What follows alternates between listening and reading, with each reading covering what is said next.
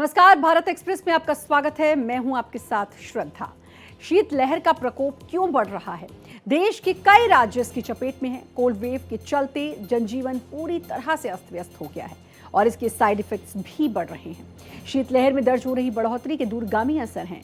इसके चलते न सिर्फ लोगों को तमाम तरह की परेशानियों का सामना करना पड़ता है, बल्कि इसका असर पर्यावरण और कृषि अर्थव्यवस्था पर भी पड़ रहा है। शीतलहर से पैदा होने वाली मुश्किलों पर पेश है हमारी खास पेशकश, शीतलहर जिंदगी पर असर।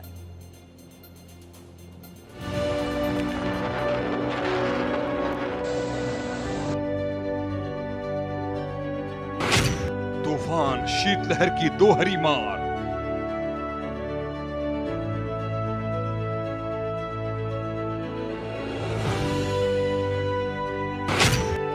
पहाड़ों पर बर्फबारी, कोहरा घना।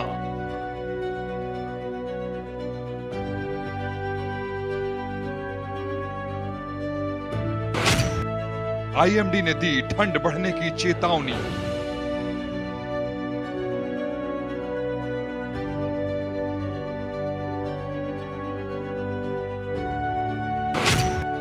अचानक पलटेगा मौसम।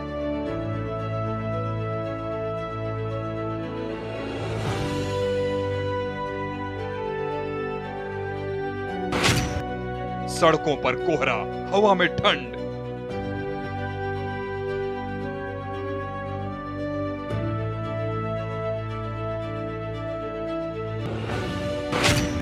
शीतलहर का दूर तलक असर।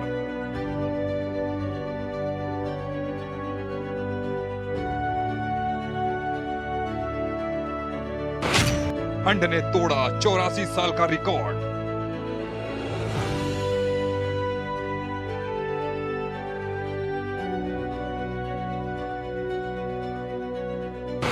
शीतलहर में रिकॉर्ड बढ़ोतरी।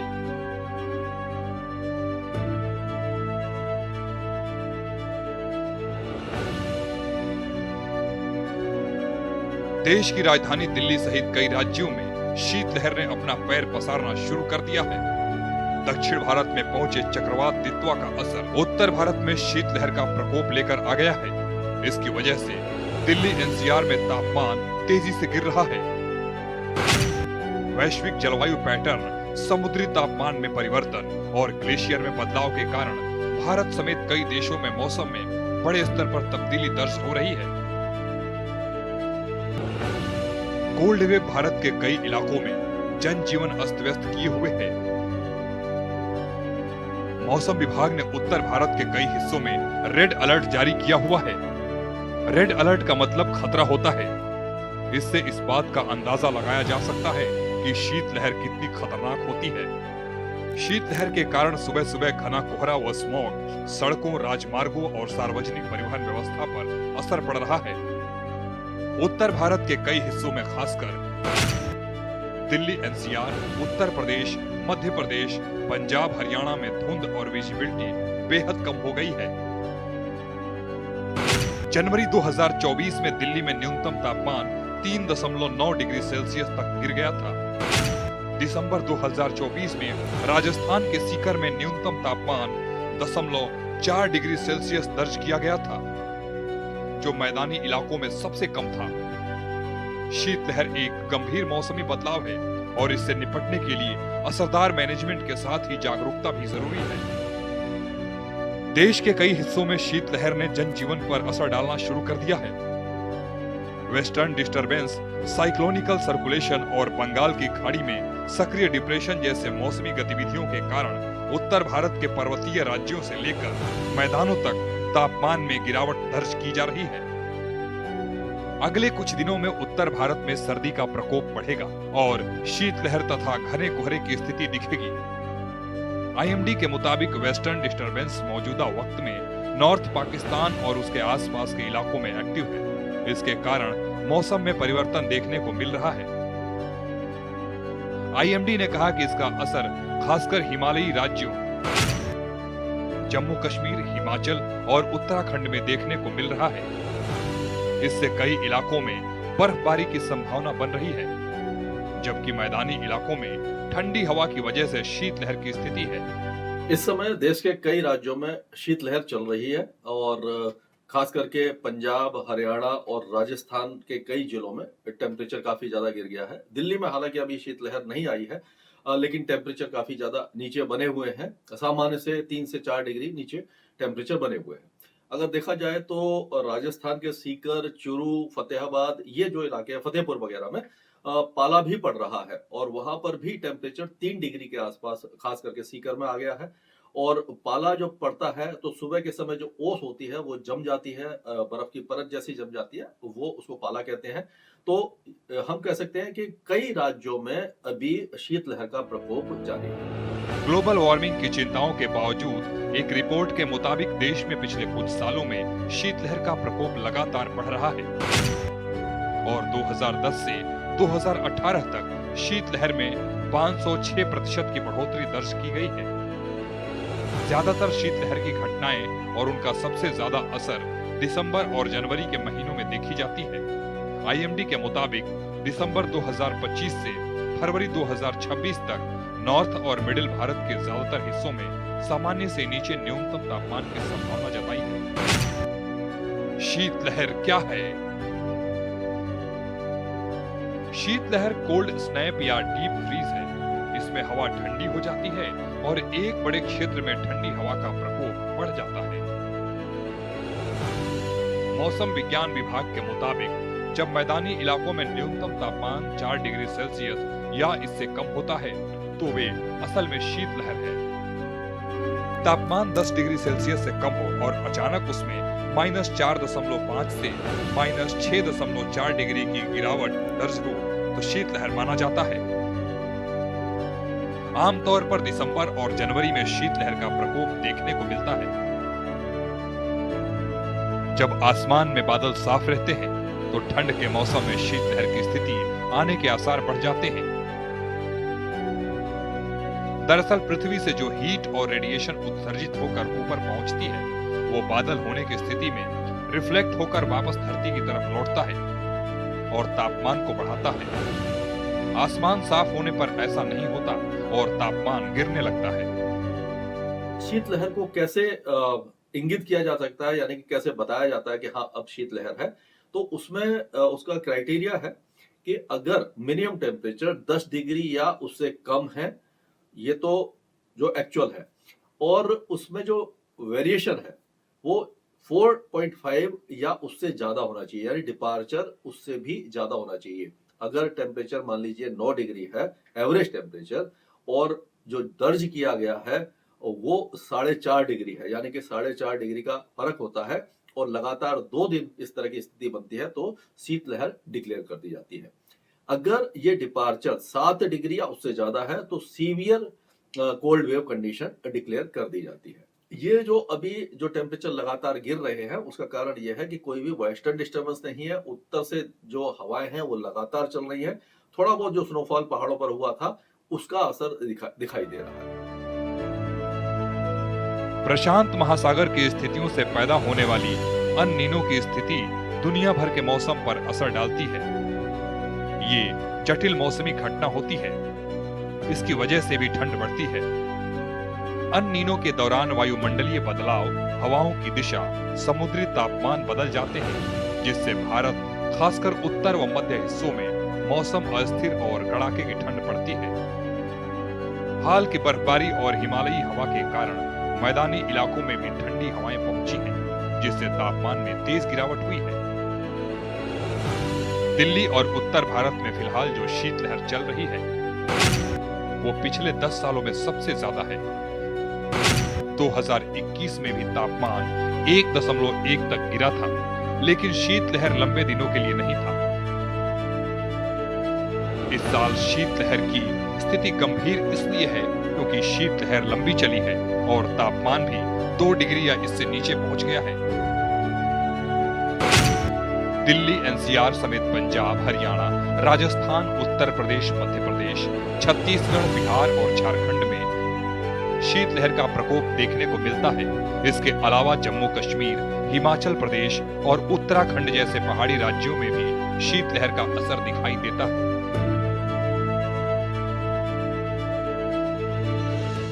देश भर में शीतलहर के बढ़ते असर के चलते लोगों की हेल्थ इश्यूज बढ़ने लगे हैं। शीतलहर के दौरान सबसे ज्यादा खतरा हार्ट को रहता है। शीतलहर के साइड इफेक्ट को ध्यान में रखते हुए इसको लेकर खास तौर से एहतियात बरतने की जरूरत है। देखिए खास रिपोर्ट।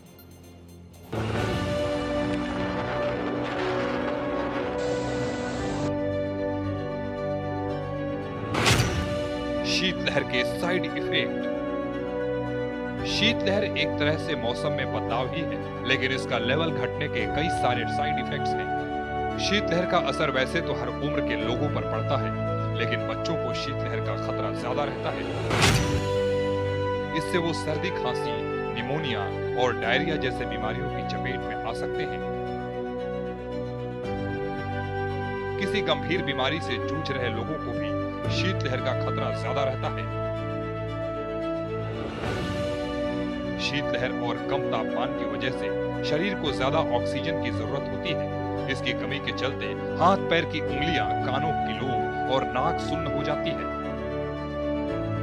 जब भी गंभीर या खतरनाक शीतलहर कई दिनों तक रहती है, तो उसका सीधा सा असर लोगों की रोग प्रतिरोधक क्षमता यानी इम्यूनिटी पावर पर पड़ता है। बीमारियों से लड़ने की क्षमता कमजोर पड़ जाती है। इम्यूनिटी के कमजोर होने से शरीर को ज्यादा कैलोरी की जरूरत होती है। ये देखा गया है कि सर्दियों के महीनों में बुजुर्ग और बच्चों पे इस मौसम के बदलाव का बहुत ज्यादा प्रभाव रहता है। बहुत छोटे बच्चे और बहुत बुजुर्ग लोग, ये दोनों कैटेगरी ऐसे हैं जिनकी इम्यूनिटी कम रहती है। जब भी आपकी इम्यूनिटी कम हो और साथ साथ बाहर का वातावरण बदल जाए, जिसमें कि सर्दी हो जाए, उस स्थिति में इंसान को जुकाम लग जाता है, वायरल इन्फेक्शंस हो जाते हैं। जब भी वायरल इन्फेक्शन होता है, आपकी इम्यूनिटी और कम हो जाती है। उसके टाइम पर आपको क्रॉस इन्फेक्शंस और बढ़ सकते हैं। हम ये भी देखते हैं कि दो कैटेगरी के लोग, जो कि बहुत बच्चे और बहुत बुजुर्ग, इनको बहुत सर्दी में बाहर नहीं आना चाहिए।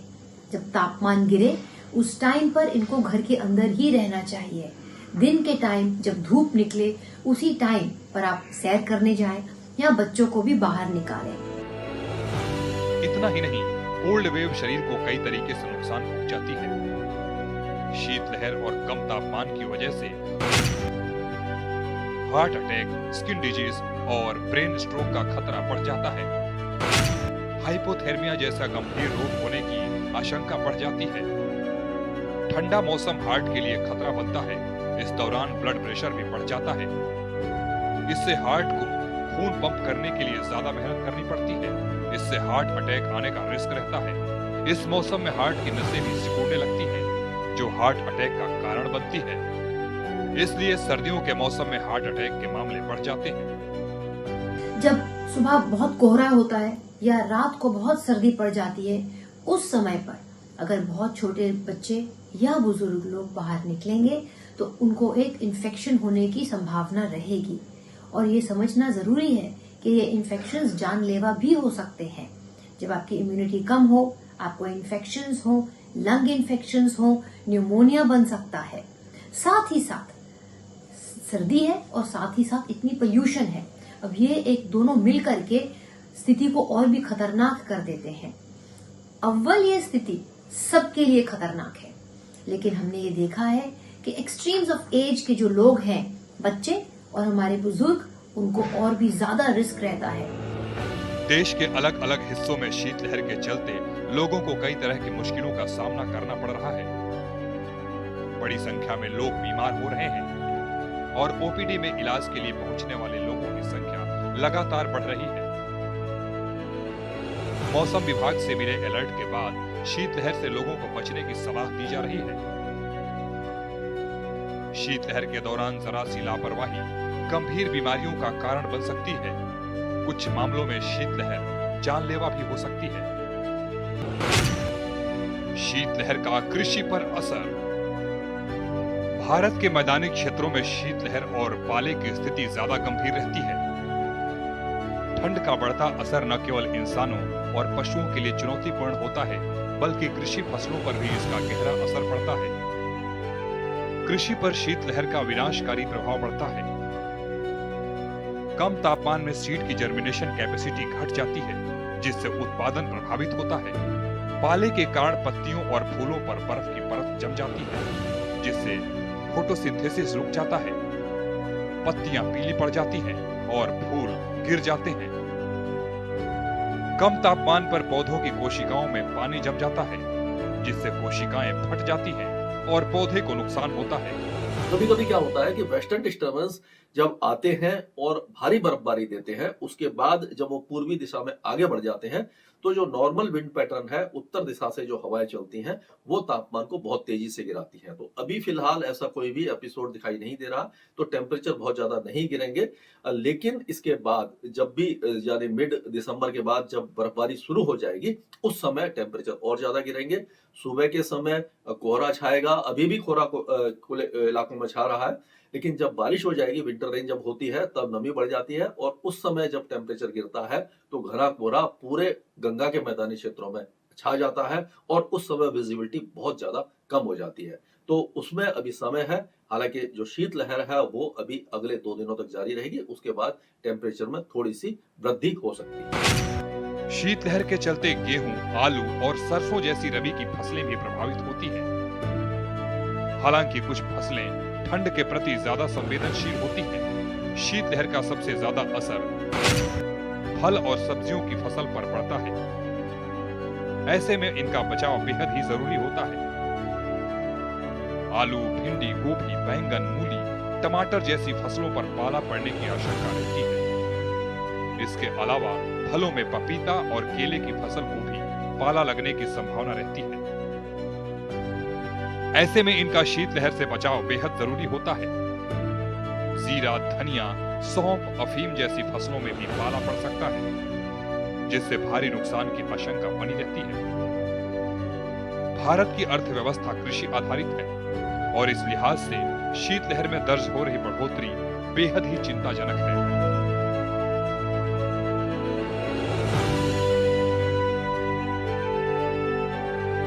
Bureau report, Bharat express.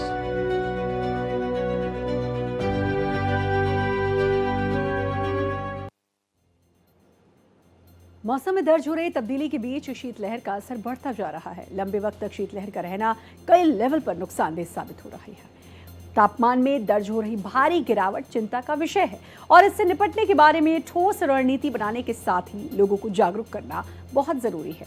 शीतलहर जिंदगी पर असर की हमारी खास पेशकश में इतना ही। बाकी देश दुनिया की तमाम खबरों के लिए आप बने रहिए भारत एक्सप्रेस के साथ।